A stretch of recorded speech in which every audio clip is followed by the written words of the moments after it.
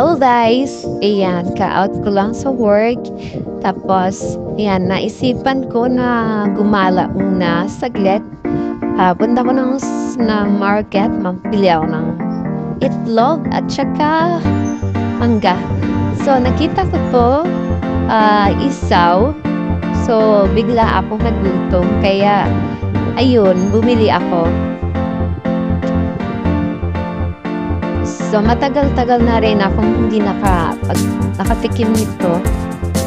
So, ayan, titikim muna tayo dito ng isaw. Yan, tindera, oh. Apaka-sexy.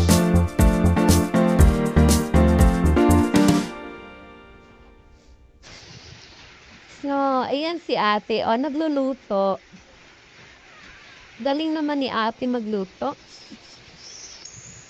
Oh, ayan. Oh, diba? So ako, kumakain na ako. So mas masarap to pag may sauce. So dapat isawsaw muna natin sa sauce para mas lalo siyang sumarap. Yan yung sauce nila. So tikman na natin guys. Ayan, nakatikim na ako. Ang sarap.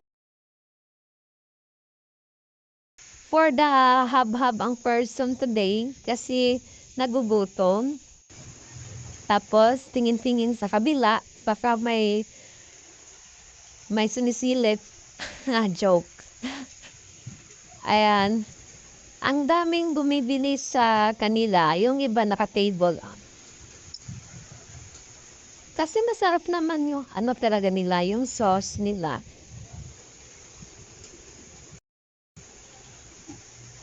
Yan. Kain tayo guys.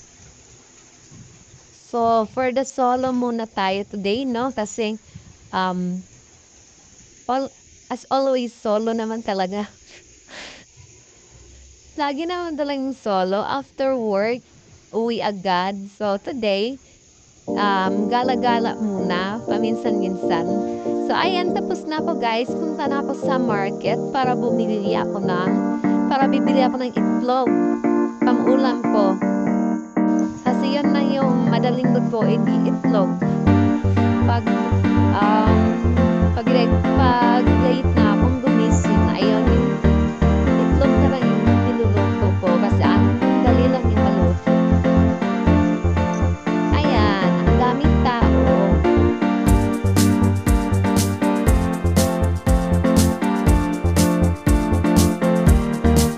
Yan, lakad-lakad muna. Ingat-ingat kasi baka makamangga tayo ng tao.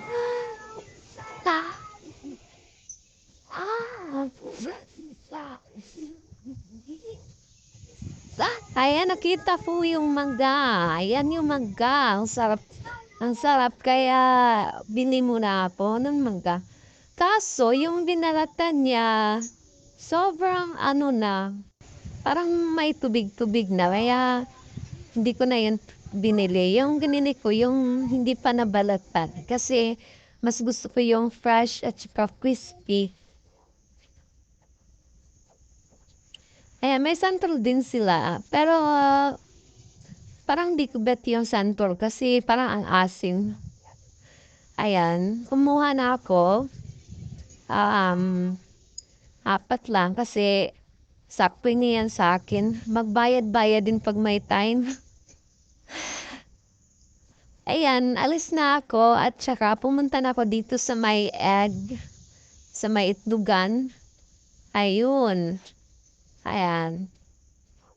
Bumili ako ng isang tray na itlog. Pang 1 month, na yan, pang 1 month supply.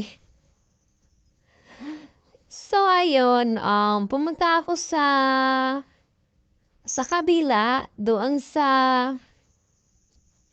anong tawag doon? Basta sa kabila, may mga ukay-ukay doon na, mumura lang na mga ukay-ukay at saka maganda yung ukay-ukay nila. So, ang lakas ng sounds nila, kaya naisipan kong pumunta doon at tignan kung anong meron doon. Bakit ang daming tao? So yun na nga, nahirapan ako pagtawid kasi ang dadaming sasakyan baka masagasaan ako. So, natagalan ako sa pagtawid. Ayun, nakatawid na din. Pagkatapos, pumunta na ako doon sa may ukay-ukay. Ang daming tao, ang daming namimili. Kaya pala kasi may mga bago silang mga open na mga clothes at saka bags. So, ayun, bumili din ako ng plastic at pagkatapos, umuwi na ako kasi napagod na ako. Bye-bye!